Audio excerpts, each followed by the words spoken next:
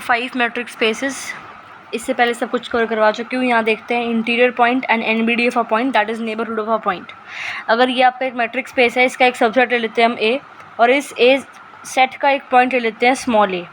इसको interior point कब बोलेंगे ए का? जब जो ये स्मॉल ए है ये सेंटर है ओपन सरफेस कंटेंट इन ए।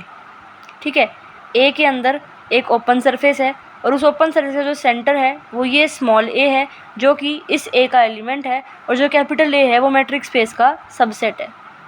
ठीक है, और इसका मतलब क्या हो गया? एक real number are greater than 0 exist करेगा सच दैट दिस, क्योंकि ये डेफिनेशन होती है ओपन स्फीयर की।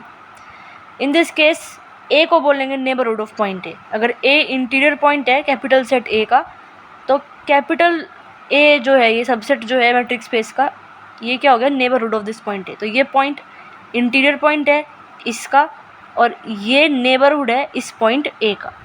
ठीक है, एग्जाम्पल दे रखा है, सेट मान लेते हैं रियल नंबर का। ए के अंदर ये एलिमेंट हो गए बेसिकली जो कि रियल नंबर का सबसेट हो गया। ठीक है, और ये हम ले लेते हैं मैट्रिक, और ये जो a इक्वल टू 1 जो है ये इंटीरियर पॉइंट होगा a का with respect to this metric for all x, y belonging to r that is set of real number. Since there is an open sphere this centered at 1। a क्या है? Centre, एक open sphere का। तो ये एक open sphere है जिसका centre 1 है और 3/2 उसकी रेडियस है, और ये हमने क्या लगाया? मैट्रिक लगाई है, तो यहाँ से ये आ जाएगा। ठीक है, इस एग्जाम्पल में 1 जो है वो इंटीरियर पॉइंट है a का, और जो a है वो नेबरहुड है पॉइंट 1 का। एक बार दोबारा समझ लो, मान लो देखो ये फिगर से समझते हैं, ये आपका x हो गया, इसका एक सबसेट हो गया a। ठीक है, ये a हो गया। अब ये पॉइंट हो गया एक स्मॉल a। इस स्मॉल a के अराउंड हमने एक ओपन स्फीयर ड्रॉ कर दिया जिसकी रेडियस r है।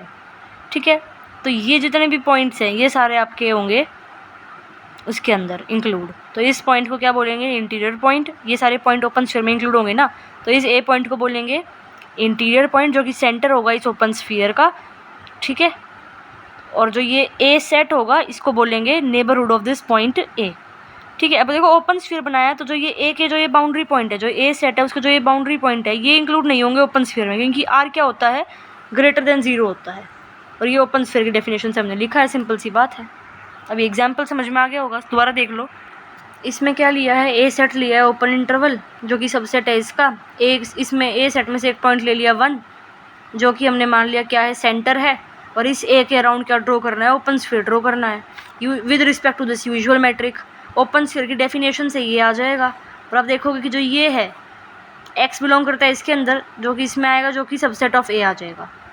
ठीक है, तो ए इंटीरियर पॉइंट हो गया ए का, क्योंकि जो ये आपका आ रहा है ना ये ओपन स्फीयर जो ड्रॉ करा है ना हमने।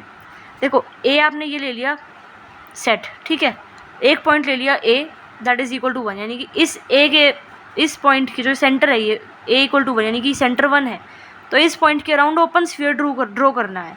तो ये ओपन स्फीयर ड्रॉ कर दिया, डेफिनेशन से ये आती है ओपन स्फीयर, और जो ये ओपन स्फीयर आया है ये क्या आया है?